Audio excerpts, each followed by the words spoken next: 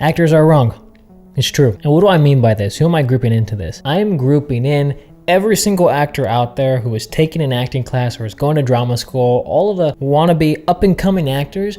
There are some key things that there are misconceptions that you fall into or that you believe that simply aren't true. And to prove it to you right now, I'm going to ask you this question. Which phrase is right? Acting is about being an incredibly gifted faker, or acting is about being true, honest, and real. Which one's right? Which one is correct? Most of you probably said, well, acting's about being true, honest, and real. And how could you even recommend or think about something about acting's about being an incredibly gifted faker? We're not faking it, we're being honest and real. Well, let me tell you this. Both phrases were said by Oscar-winning actors. The first one was said by Robert Downey Jr. The second one was said by Kate Winslet. Now, I want you to imagine this really quickly. The first phrase of Robert Downey Jr. is not wrong. He's an Oscar-winning actor. But if I said that exact same phrase and nobody knew me from YouTube here and I'm in an acting class and I go and I sit down and I say, you know what, guys? Acting is about being incredibly gifted at faking. People would look at me and go, oh my God, that's not true. That's not it. You're completely wrong. Acting is about being true, honest, having emotions, feeling every single thing. And you would be wrong because we have two Oscar winners here with different approaches. So this is what actors get wrong, is that they believe there is only one right approach to acting and everything else is wrong. You must be more open-minded when it comes to this. And funny enough, actors like to call themselves as people who are very open-minded, but then when it comes to processes, they go, no, there has to be just one right process. It can only be this way. They take, maybe it's their first acting class and then they start to believe this ideology. Maybe they go and take a class with somebody who's done a few projects here and there, and then they build this ideology that this is how it must be. No,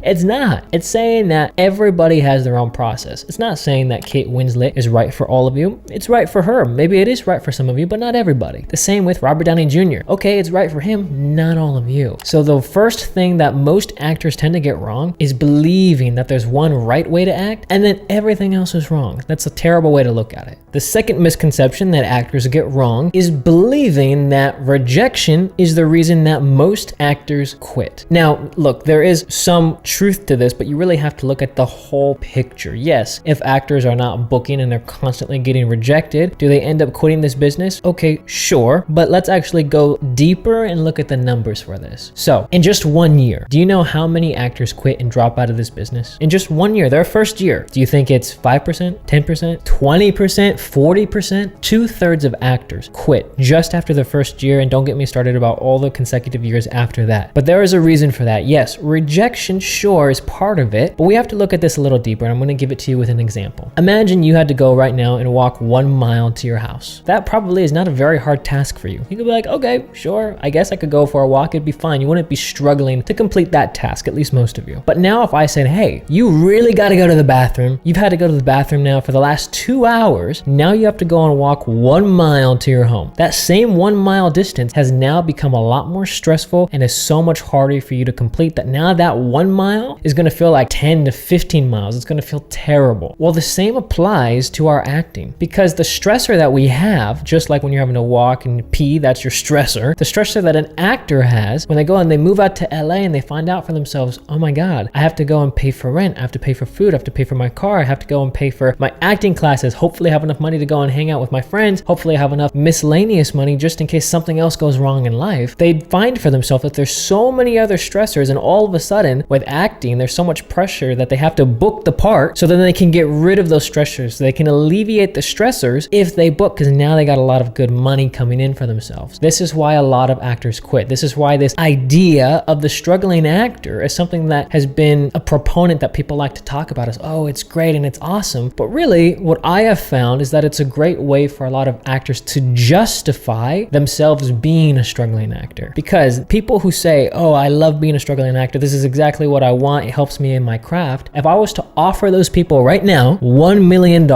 just you, what do you think? Do you think they would take it? Every single one of them would take it, because at the end of the day, they have the choice between being a struggling actor and pursuing acting and not being a struggling actor and pursuing acting. They're going to take that $1 million every single time. So when it comes to auditioning and getting rejected, okay, yes, rejection is part of it, but it's because you're not yet secure. If you are more secure and you were auditioning, meaning you had money in the bank account enough or a steady job where you're able to go and make sure you got enough income coming in, then you're not worried if you don't book this audition or the next audition. You're able to sustain yourself even longer. But when you have those other stressors on yourself, that's why most actors will quit in the first year, and then they keep continuing to quit after that, and after that. The third thing that actors get wrong is they believe that if you are the best, if you're the best actor, then you will make it, you will book. And that is completely false. Going and booking a short film, that's not the hard part. Booking projects that allow you to do nothing else to make your income but just sustain it with acting, that is extremely difficult. Just 1% of people actually can go and make that, and it's a crazy number. Being able to be one of those actors is such a small percentage that you can't fully just rely on that and believe, hey, if you're the best actor, then you're going to go and book. We can all agree that Meryl Streep is a very talented actress. She's very good at her craft. But then why did Meryl Streep ever have to audition? Why didn't she just book every single role if she was legitimately the best? Why is that? Or if you're going to acting classes, you're studying under people who are better than you because they've been doing this longer, they know their craft more, but why are they not on a big hit TV show or a big movie? Because when it comes to acting, to get to that 1% mark, to really make your whole living based off of acting, you have to get extremely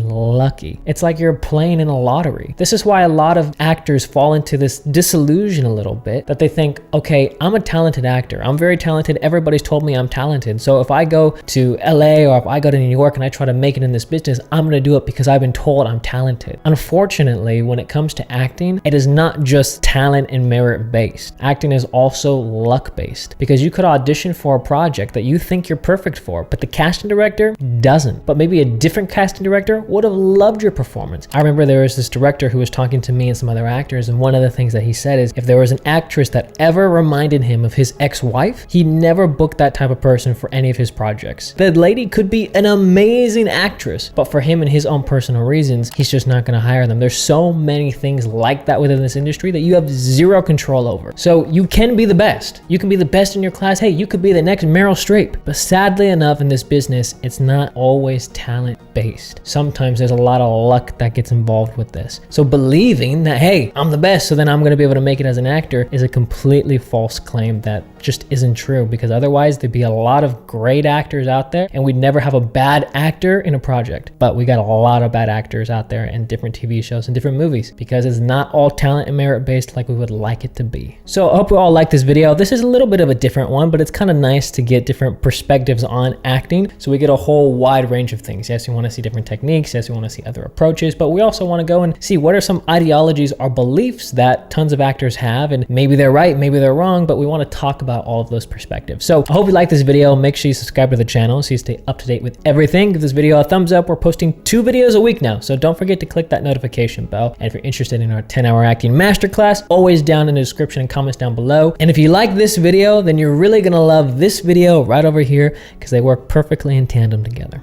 All right, I'll see you later. Bye-bye.